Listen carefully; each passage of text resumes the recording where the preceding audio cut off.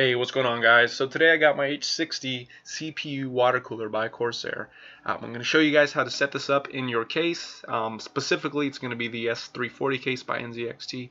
It's a super easy to install CPU cooler. It's also very effective for a great price. You can pick it up for about 50-60 bucks on Amazon right now, so let's get started.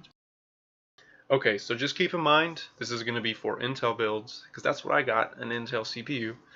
So what you're going to need is obviously the fan and pump itself, the 4 thumb screws, the 4 long screws with the washers on them, and the holding bracket. Now mine is white, that's because I painted mine to match my setup, so feel free to paint yours whichever color you'd like to match your stuff. Obviously do it before you set it up because I don't think you want spray paint all over your stuff. And there's also going to be a holding bracket that goes on the back of your motherboard with adhesive on there. Now mine is already installed, which is why I didn't take it off, but trust me guys, you'll know it when you see it. Also a screwdriver and you're good to go. So this pump does come with thermal paste pre-applied. It's pretty good stuff too, but if you decide to upgrade to some better stuff, make sure you put it on now. Okay, so first locate this bracket here, and you're going to adjust these little rivets to fit the holes of your motherboard.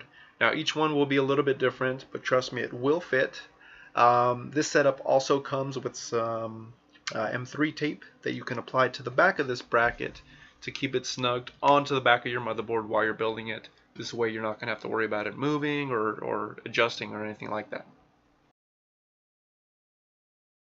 Okay, now locate these 4 guys. We are now going to install these from the inside of the case onto the motherboard bracket, and just snug them on with your fingers. They will tighten up once you get the actual thumb screws, so don't worry about them feeling a little loose if they do.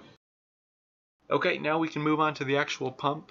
So go ahead and remove this plastic deal, and do be careful when doing this because there will be thermal compound already applied onto the pump, so you don't want to mess that up or get that everywhere. Mine is clean because I have used my own stuff. So like I said, if you're going to use your own stuff, make sure you put the compound on before, and let's get this baby installed. Okay, so this bracket is pretty self-explanatory. Just make sure you get it on the pump nice and snug. It goes either of the 4 directions, so just get it on whichever way you'd like. Once it's on there, you are good to go.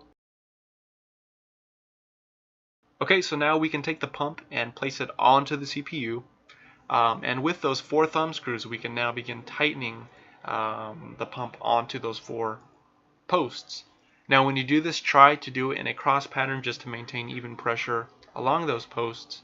And once you are finished getting them nice and snug with your fingers, finger tight, you can then use the screwdriver if you'd like. Now if you do use the screwdriver, all you need is a little bit of torque. Don't over torque it because you don't want to break anything or cause any kind of damage. Okay, so just make sure that you plug your pump into your motherboard, and with these 4 screws you can now begin attaching your fan and radiator to your case. One little issue when it comes to installing this specific radiator, in this case in this specific location, is your lower 120mm fan will need to be kind of jerry-rigged, and I'll show you what I mean.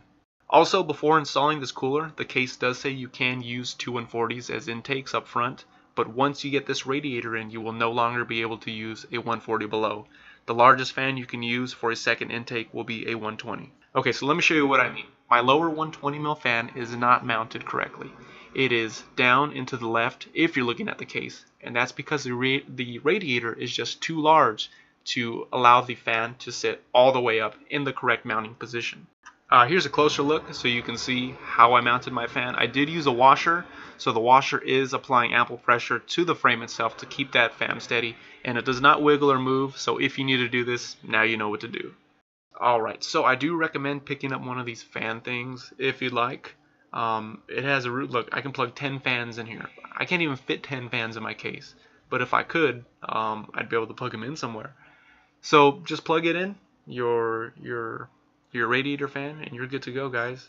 Just hide that little wire there, and if you don't have one, there should be another plug-in for your motherboard.